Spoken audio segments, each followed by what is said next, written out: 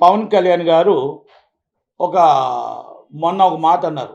ఏమన్నారంటే, గతంలో 40 సంవత్సరాల క్రితం హీరోలు మొత్తం టోటల్‌గా అడవిని కాపాడేవారు, అడవిని ప్రేమించేవారు, జంతు ప్రపంచాన్ని ప్రేమించేవారు. జంతువులకి ఎలాగుండాలి అనేది ఒక ఒక మెసేజ్ ఓరియెంటెడ్ సినిమాలు తీశారు. 'రాజ్‌కుమార్' గారు, ఒక 'ఎన్టీ రామారావు' గారు, ఒక 'అక్కినేని నాగేశ్వరరావు' గారు వాళ్ళందరూ గూడా అలాంటి సినిమాలు తీసి ఒక మెసేజ్ ఓరియెంటెడ్ ఇచ్చేవారు. ఇప్పుడున్న హీరోలు మొత్తం టోటల్‌గా అడవిని కొల్లగొట్టి, స్మగ్లింగ్ చేస్తూ, మొత్తం టోటల్ ఏనుగు దంతాలు ఎగిరిపోతుంటే, మొత్తం అడవి మొత్తం టోటల్‌గా అయిపోతుంటే, మొత్తం వన్యప్రాణులన్నీ గూడా జనారణ్యంలోకి వచ్చేస్తున్నాయి. జనాల మధ్యలోకి వచ్చేస్తుంటే ఇబ్బంది కలుగుతుంది. వాళ్ళకి నీడ లేక వచ్చేస్తున్నాయి. వాళ్ళకి తిండి లేక వచ్చేస్తున్నాయి.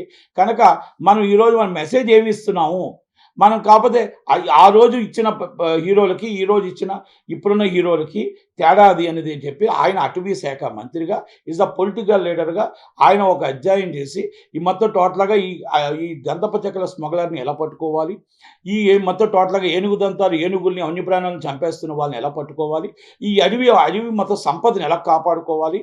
ఈ అడవి మొత్తం టోటల్‌గా ఏదైతే ఉందో గతంలో ఉన్న మాదిరిగా ఎలా ఉంచాలి అనేది ఆయన మీటింగులు పెడుతూ దాన్ని అధ్యయనం చేస్తూ దానికోసం ప్రెస్ మీట్ పెట్టారు తప్ప ఆయన సినిమాలకి ఏదో అల్లు అర్జున్ గారినో ఇంకొకరినో అనేది కాదు. ఆయన పొలిటికల్‌గా ఆయన ప్రెస్ మీట్ పెట్టారు. అందరికీ చెప్పాడు. అంత ఇప్పుడున్న హీరోలకి చెప్పాడు. గతంలో జరిగింది చెప్పాడు. కనుక దాన్ని ఒక సోషల్ మీడియాలో ఏదో అల్లు అర్జున్ గారికి ఆళ్ళకి అల్లు అర్జున్ గారి ఇష్టం. అల్లు అర్జున్ గారిది ఆయన వ్యక్తిగతం. ఆయన వైసీపీకి సపోర్ట్ చేసిన ఆయన వ్యక్తిగతం. కనుక ఈరోజు మళ్ళా అల్లు అరవింద్ గారు ఎళ్లారు. బన్నీ వాసు గారు ఎళ్లారు. మళ్ళా అందరూ సినిమా హాల్‌ని తీసుకెళ్లారు. ఆయన మళ్ళా చంద్రబాబు నాయుడు గారితో తీసుకెళ్తానన్నాడు. ఆయనకి ఎప్పుడు కూడా అక్కడే మనం మాట్లాడతారు తప్ప కోపతాపాలు ఉండవు. కనుక దాన్ని మళ్ళా వేరే విధంగా ఎవరు కూడా అర్థం చేసుకోవద్దు. దయచేసి సినిమాని సినిమాలాగా చూడండి. ఏ సినిమా అయినా సినిమాని ఇండస్ట్రీలో ఆ నిర్మాత నష్టపోకుండా, డిస్ట్రిబ్యూటర్ నష్టపోకుండా, ఎగ్జిబ్యూటర్ నష్టపోకుండా చూడగలగాలని, అలాగే ఫ్యాన్స్ కూడా నచ్చితే చూడండి, నచ్చకపోతే మానేయండి గాని మీ ఇష్టం. ట్రోల్స్ మాత్రం చేసి సినిమా ఇండస్ట్రీని ఇబ్బంది పెట్టొద్దు అనేది మా రిక్వెస్ట్. సొసైటీ యాక్ట్ ప్రకారం సొసైటీ ల్యాండ్‌ని ఎవరైనా తాకట్టు పెడతారా? తాకట్టు పెట్టినవాడు నేరమే, తాకట్టు పెట్టుకున్నవాడు నేరమే. ఎందుకంటే జనరల్ బాడీ నిమిత్తం మేము జనరల్ బాడీలో ఏదైతే ఇచ్చారో జనరల్ బాడీ ప్రకారం మేము తాకట్టు పెట్టాము అని చెప్పి దీంట్లో చెప్పారండి. ఇగో జనరల్ బాడీ దీంట్లో జనరల్ బాడీలో మేము తీర్మానం చేసాం. మీరు జనరల్ బాడీలో తీర్మానం చేస్తే మొత్తం టోటల్‌గా అందరికి 69 ఎకరాలు అమ్మేయవచ్చా? మీకు ల్యాండ్ దేనికి ఇచ్చింది? మీ సొంత ల్యాండ్ కాదు కదా. 69 ఎకరాలు మీరు ఆ ల్యాండ్‌లో 3000 గజాలు దాదాపు 150 కోట్ల ప్రాపర్టీ. 150 కోట్ల ప్రాపర్టీని 20 కోట్ల రూపాయలు దాదాపు 20 కోట్ల రూపాయలకి 16.5 కోట్లకు తాకట్టు పెట్టారు. ఎవరు తీసుకున్నారండి ఇది? చదలవాడ శ్రీనివాసరావు గారని ఆయన. చదలవాడ శ్రీనివాసరావు గారు ఇండస్ట్రీకి పెద్ద అని చెప్తాడు కదా. ఈ ఇండస్ట్రీ ఉన్న పెద్ద ఆయన తాకట్టు పెట్టుకున్నాడు. వీళ్ళు తాకట్టు పెట్టారు. జనరల్ బాడీ అనుసరించి మేము పెట్టాము అని అంటున్నారు. పెట్టడం మరి ఏ సొసైటీ యాక్ట్ చెప్తుందో ఏ సొసైటీ యాక్ట్లో ఈ తాకట్టు ఎత్తి అమ్మివచ్చు, ఏ రిజిస్ట్రేషన్ చేసుకోవచ్చు అని చెప్తుందో వడ్డీతో 35 కోట్లు అయిందంట. అంటే ఇది కార్మికులకు చెందే ల్యాండ్. ఈ డబ్బుని ఏ విధంగా పెట్టారు? రో హౌసెస్. అసలు మీకు పర్మిషన్ లేకుండా రో హౌసెస్కి మీకు పర్మిషన్ లేకుండా డబ్బులు ఎలా కలెక్ట్ చేస్తారు? ఈరోజు ఇన్లీగల్‌గా మీరు డబ్బుని ఎలా కలెక్ట్ చేస్తారు? మీకు అపార్ట్మెంట్లు కట్టిస్తామని చెప్పి మీరు ఎలా డబ్బు కలెక్ట్ చేస్తారు? ఏ సొసైటీ యాక్ట్ చెప్తుంది? ఇవన్నీ కూడా దీన్ని చూసి చూడనట్టు వదులుతున్న ఈ గవర్నమెంట్లు ఏంటి? దాంట్లో గతంలో టీఆర్ఎస్ గవర్నమెంట్ ఇలా సపోర్ట్ ఉండేది. ఈరోజు ఇప్పుడున్న గవర్నమెంట్ కూడా దీన్ని వెలికి తీసి నిజమైన కార్మికులకు ఇస్తుందా? వీళ్ళందరి మీద యాక్షన్ తీసుకుంటుందా? లేదు అనుకుంటే మళ్ళీ వాళ్ళతో పాటు మళ్ళీ మేము మొత్తం టోటల్ వంత పాడుతుందా రేవంత్ రెడ్డి గారు గవర్నమెంట్ అనేది? ఒక్కసారి దాన్ని అంతటి కూడా పొంగులేటి శ్రీనివాసరెడ్డి గారు కానీ, అలాగే తుమ్మల నాగేశ్వరరావు గారు కానీ, అలాగే మరి కోమటిరెడ్డి వెంకటరెడ్డి గారు కానీ, అలాగే రేవంత్ రెడ్డి గారు దీన్ని మరి సీరియస్గా యాక్షన్ తీసుకుంటారా? కార్మికులకు అన్యాయం జరగకుండా మరి ఇమ్మీడియట్లీ దాని మీద సీరియస్ యాక్షన్ తీసుకొని ఎవరెవరు దీన్ని కుంభకోణాల్లో ఉన్నారో, ఎవరెవరు డబ్బులు తిన్నారో, ఎవరెవరు ఈ 70 కోట్ల రూపాయలు క్యాష్ను విత్డ్రాల్ చేశారో వీళ్ళందరి మీద సీరియస్ యాక్షన్ తీసుకుంటారా అనేది మరి ఈ గవర్నమెంట్ ఏపీ గవర్నమెంట్ మన తెలంగాణ గవర్నమెంట్ చేయాలి. మరి ఇదే గవర్నమెంట్, ఇదే చంద్రబాబు శ్రీనివాసరావు గారు, ఇదే కొంతమంది మరి వ్యక్తులు అందరూ వెళ్ళి వీళ్ళందరూ కలిపి అక్కడికి వెళ్ళిపోయి మళ్ళా ఆంధ్రప్రదేశ్లో చంద్రబాబు నాయుడు గారిని బురిడీ కొట్టిద్దాం, 2014లో కొట్టించినట్టు మళ్ళా బురిడీ కొట్టిద్దాం, మళ్ళీ ఆయన మోసం చేద్దాం అని చూస్తుంటే మరి చూస్తూ ఊరుకోవాలా చెప్పండి? మరి చూస్తూ ఊరుకోవాలా? ఎందుకంటే ఆయన పార్టీ ఈరోజు మొత్తం టోటల్గా ప్రజలకు ఏం చెయ్యాలని చూస్తున్నప్పుడు మనకి కొన్ని తెలుస్తూ ఉంటాయి, కొన్ని ఒక్కొక్కరి ద్వారా వచ్చేస్తూ ఉంటాయి. కాబట్టి చుట్టాల వల్ల, పట్టాల వల్ల, ఎవరి వల్ల ఏదో విధంగా వచ్చి మేము మీ క్యాస్ట్ వాళ్ళమో, మీ కులం వాళ్ళమో, మీ ఇంటి వాళ్ళమో, మీ దగ్గర వాళ్ళమో వస్తుంటారు.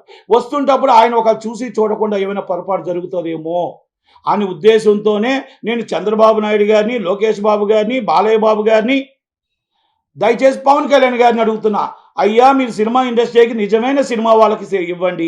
ఈరోజు సినిమా వాళ్ళు ఎవరికి కూడా చాలామందికి లేవు. దయచేసి ఒక్కసారి వాళ్ళ సీనియారిటీ చూసి, వాళ్ళ కష్టాలు చూసి, అన్నీ చూసి కరెక్ట్గా చేసి ఇవ్వండి. ఇలాంటి ఎలక్షన్ ముందు రారు, ఎలక్షన్ ముందు అరెస్ట్ అయినప్పుడు రారు, ఇలా మొత్తం టోటల్గా మనకు పదవులు వచ్చినప్పుడు మాత్రం వస్తారు. ఈ పదవులు ఆశిస్తూ ఉంటారు. ఇలాంటి వాళ్ళకి మీరు పదవి ఇవ్వద్దు, మంచి వాళ్ళకి పదవి ఇవ్వండి. ఇది ఒక రాఘవేంద్ర గారు ఉన్నారు, ఒక దత్తు గారు ఉన్నారు, ఒక కేఆర్ నారాయణ గారు ఉన్నారు, ఒక కుమార్ చౌదరి గారు ఉన్నారు. వాళ్ళందరినీ అడగండి. ఇది నేను చెప్పింది తప్ప లేకపోతే నేను రైటా కాదా అని ఒక్కసారి అడగండి. ఎవరి మీద నాకు కక్ష సాధింపులు లేవు. ఈరోజు మొత్తం టోటల్గా దయచేసి నేను ఒక్కసారి వినిపిస్తున్నాను, నా నా వాదన వినండి. అందరికీ కూడా నేను చెప్పడం జరిగింది. ఆంధ్రప్రదేశ్లో ఏ ఉద్యోగం జరగకూడదు. 2014లో ఫిలింనగర్ క్లబ్లో జరిగిన అన్యాయం అలా జరగకూడదనే ఉద్దేశంతోనే నేను ఇది చెప్తున్నాను. దీని అన్నింటికి కూడా వాళ్ళు నేను డాక్యుమెంట్స్తోనే మాట్లాడుతున్నాను తప్ప వితౌట్ డాక్యుమెంట్ మాట్లాడట్లేదు. ఎవరైనా చర్చకు వస్తానంటే ఐఎమ్ చర్చకు నేను రెడీగా ఉన్నాను. ఎవరైనా చర్చకు రావచ్చు. తప్పు మాట్లాడితే నా మీద డిఫర్మేషన్ వేసుకోవచ్చు. ఎవరైనా తప్పు మాట్లాడితే ఏదైనా కేసు పెట్టుకోవచ్చు. I'm ready. అలాగే ఇంకోటి, బాలయ్య బాబు గారు ఈరోజు గోల్డెన్ ఫంక్షన్కి అనౌన్స్ చేశారు. మంచి పరిణామం. ఆయన 50 సంవత్సరాలకి ఫంక్షన్కి ఇప్పటికైనా గుర్తొచ్చింది, సంతోషం. ఆయన 50 సంవత్సరాలు ఫంక్షన్ చేయాలని అందరూ ఆలోచించుకున్నారు. కానీ అందరూ ఫంక్షన్ ఆలోచించుకున్నప్పుడు అందరినీ మా అసోసియేషన్ నుంచి పిలిచారు. ఓకే, మాధవరావు గారు వచ్చారు, అందరూ వచ్చారు, అలాగే ఇండస్ట్రీ నుంచి. ఓకే, నేను కూడా ఆఫీస్ బేరలు, నన్ను కూడా పిలలేదు. కనుక ఓన్లీ ప్రెసిడెంట్, సెక్రటరీలు అందరూ కలిపి ఏదో ఒక గోల్డెన్ జూబ్లీ మీటింగ్ పెట్టాలనుకున్నారు. ఏం జరిగినా కూడా బాలయ్య బాబుకి మంచి 50 సంవత్సరాల ఫంక్షన్ జరగాలి, మంచిగా జరగాలి.